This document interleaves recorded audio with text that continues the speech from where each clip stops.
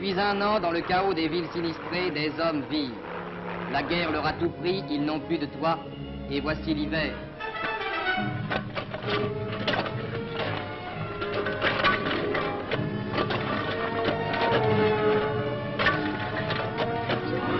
Les grands projets d'urbanisme qu'on étudie pour demain donneront au pays plus d'aise.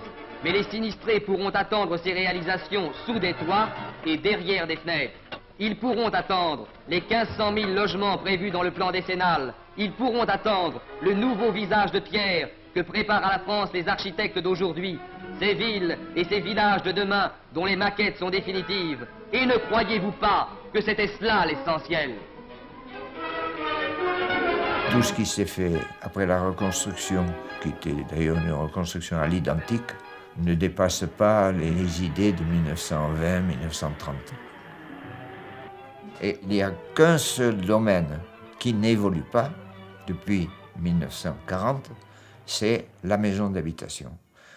Les gratte-ciels peuvent évoluer, mais l'habitation individuelle, qui est la base de la société, finalement, c'est la base de la société, le village, la petite agglomération n'a pas le droit d'évoluer.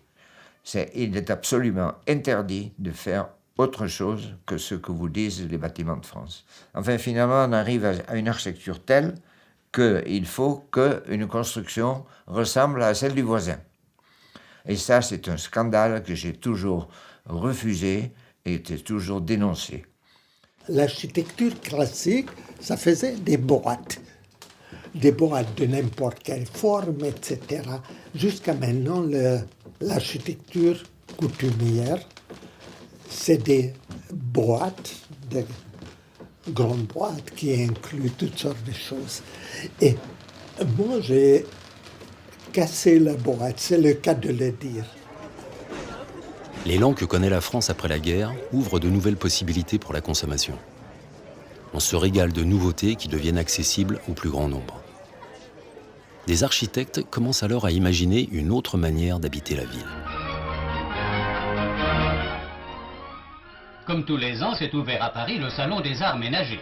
Et le Salon 56 attend 1,5 million de visiteurs. Mais l'intérêt de ce salon est surtout basé sur l'habitation moderne, dont 2 modèles révolutionnaires sont présentés. Le premier, fait tout entier en matière plastique, ne comporte pas un détail, des murs jusqu'aux plus humbles bibelots, qui ne proviennent des matières plastiques issues du charbon.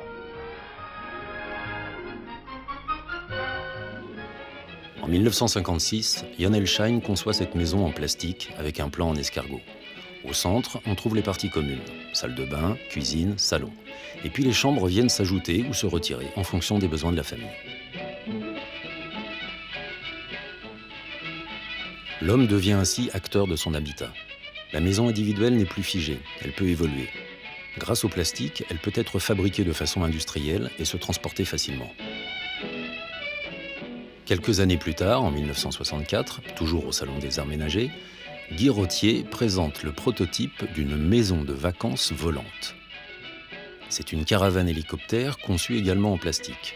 Entièrement équipée pour 4 personnes, elle permet de se déplacer vers des lieux inaccessibles.